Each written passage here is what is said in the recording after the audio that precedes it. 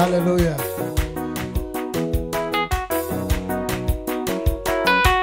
Hallelujah.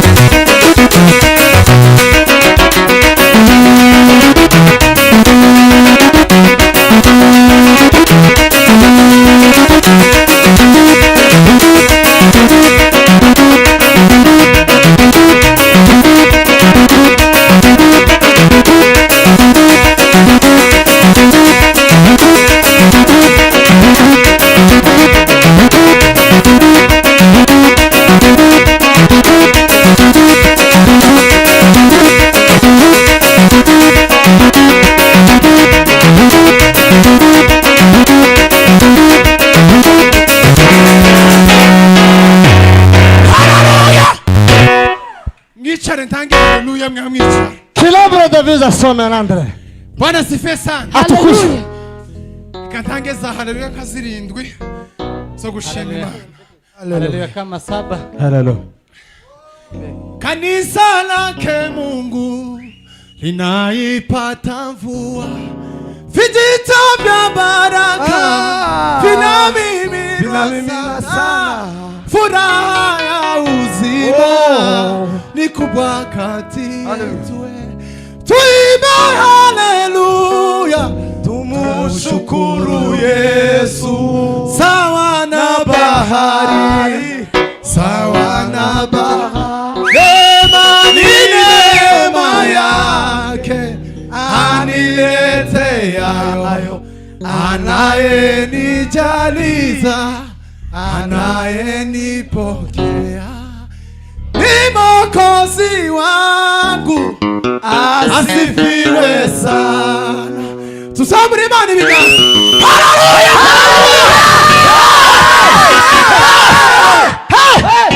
Asifiwe. Mawimbi ya wokovu yaliyofika kwetu, Mungu tunaomba ujaze sisi sote, watakatifu wako watakasike sana. Tuimbe haleluya, tumushukuru Yesu. Sawa na bahari, sawa na bahari, ni neema yake aniletea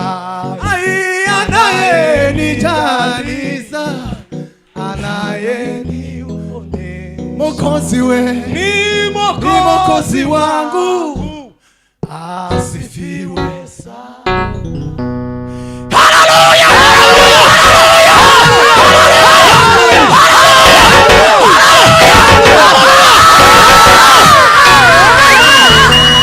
Bwana sifa sana. Kongera kandi duimana icuba. Aiba. Timukagira ubwoba bw'ubuzima. Siwe na woga. Tugatekereze ngo ahangaha uri niho waciriwe hiteka siko. Usifikirie hapa ndipo umehukumiwa, si hivyo. Wametuambia hivyo. Haraho tugomba kugera, haracari n'ahandi. Hapa tuna mahali pengine. Sahagusahari n'ahandi. Tugomba kuzagera. Ashima Imana ko yanejeje umutima wanje kwa gatandatu. Nashukuru Mungu kwa kuwa amefurahisha moyo wangu Jumamosi. Bwana sifiwe sana. Asifiwe. Nari nje gusenga. Kwa nimekuja kushiriki huko juu. No. Baranti bizakunda. Na haikuwezekana. Isipowezekana. Noneho umuntu yamambwira ijambo ryiza nari nkeneye. Mtu akaniambia neno nzuri ambalo nilikuwa nahitaji. Nikasikia nimebarikiwa. Bwana sifiwe sana. Amen. Kandi byari mu bintu bimwe maze iminsi isa n'uri gusengera bati Mana we wangiriye neza ukagira gucyo ko byagenze gucyo wagize gucyo kandi.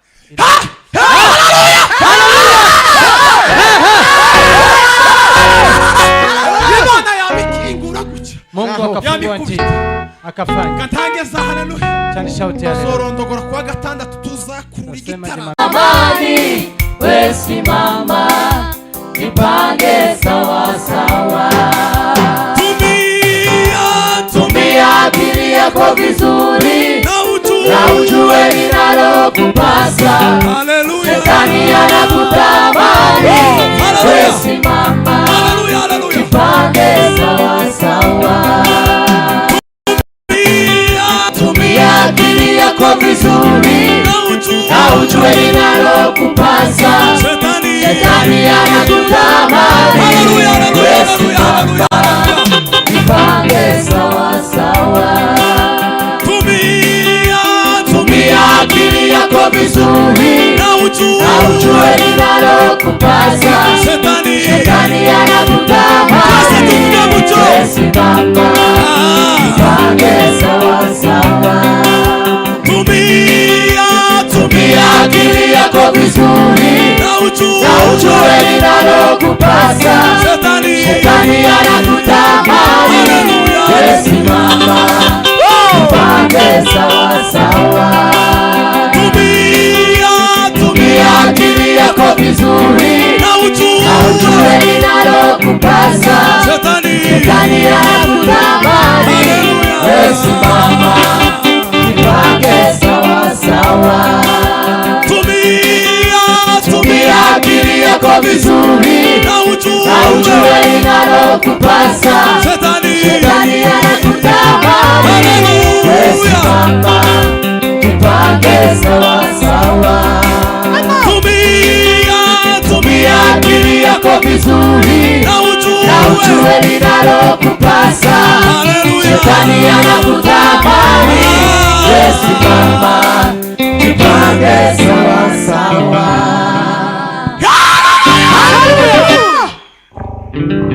Macho yako mbele, hatua tumisonga mbele. Simama kiume, jipange sawa sawa. macho yako mbele, Hatua tumisonga mbele. Simama kiume, jipange sawa sawa.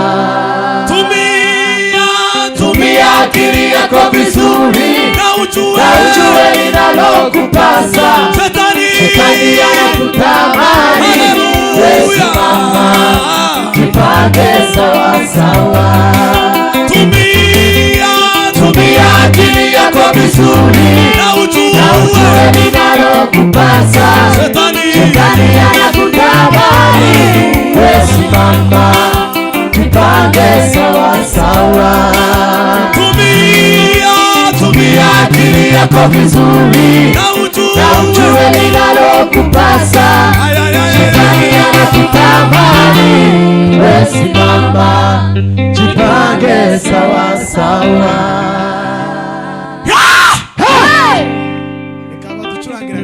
twicare. Jenda mkongomani.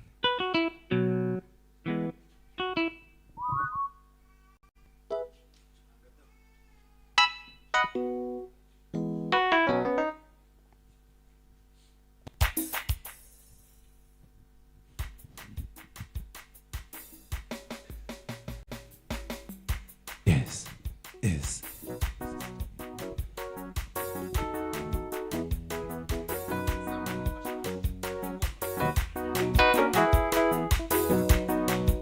Hallelujah.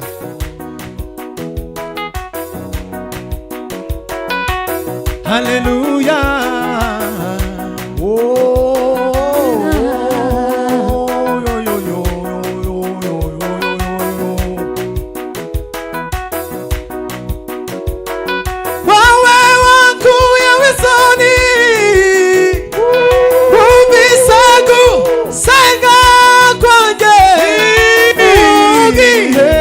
gikwiye wambaye ico nasavye. Wawe wakuye wisoni, ubisagu senga kwanje,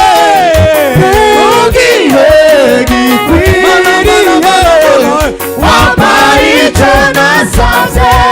Esarakora, esarakora, ukuri arakora, nubwo utarasubizwa kuza kukumutima.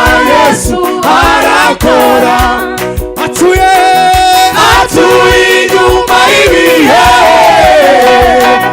arutitangiriro, nubwo ibihe byahinduka batibimukoraho.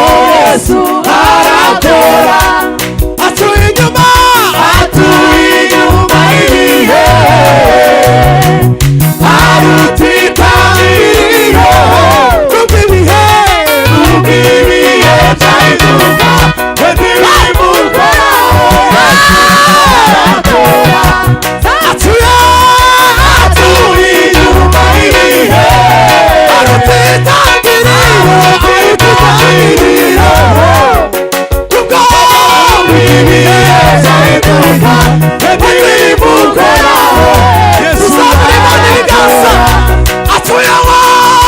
atuye inyuma y'ibihe,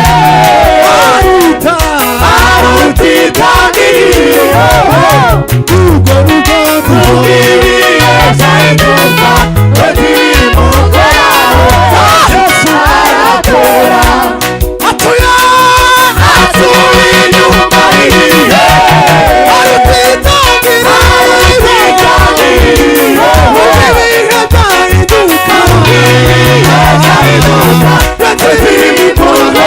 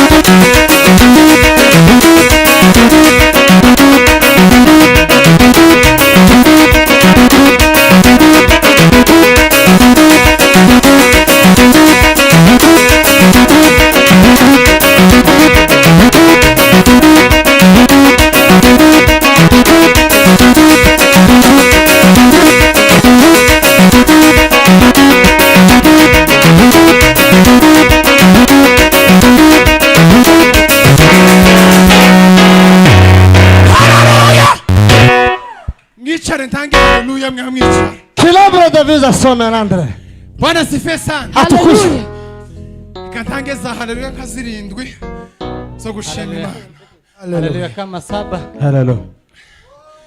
Kanisa lake Mungu linaipata mvua, vijito vya baraka vinamimina sana, furaha ya uzima ni kubwa kati yetu. Tuimbe haleluya, tumushukuru Yesu, sawa na bahari, sawa na bahari. Neema yake anileteayo, anayenijaliza, anayenipokea.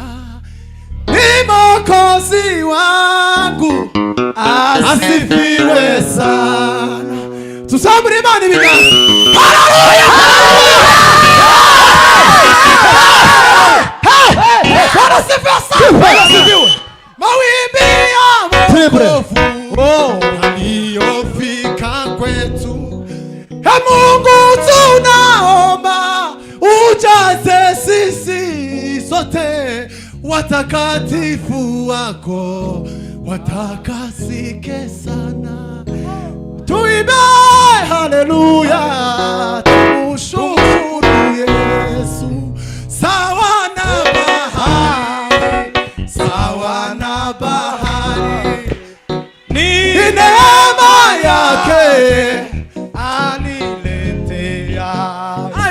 Anayenijaliza, anayenionea. Mwokozi we ni Mwokozi wangu asifiwe sana. Haleluya,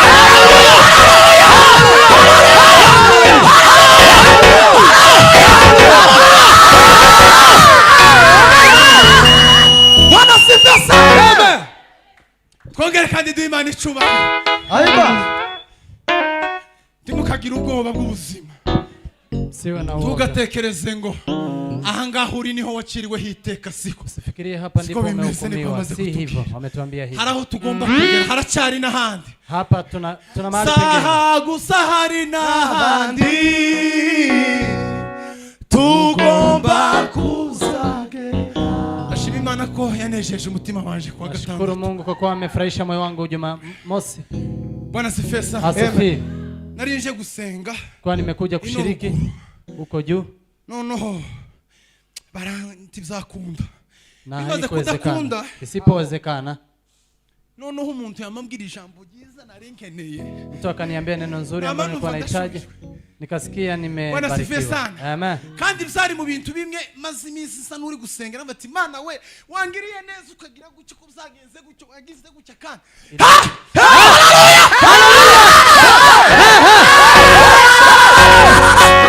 Imana yabikingura gucyo. Mungu akafungua njia. Akafanya. Katangeza haleluya. Chani shauti haleluya. Zorondogora kwa gatandatu tuzakurura igitaramo.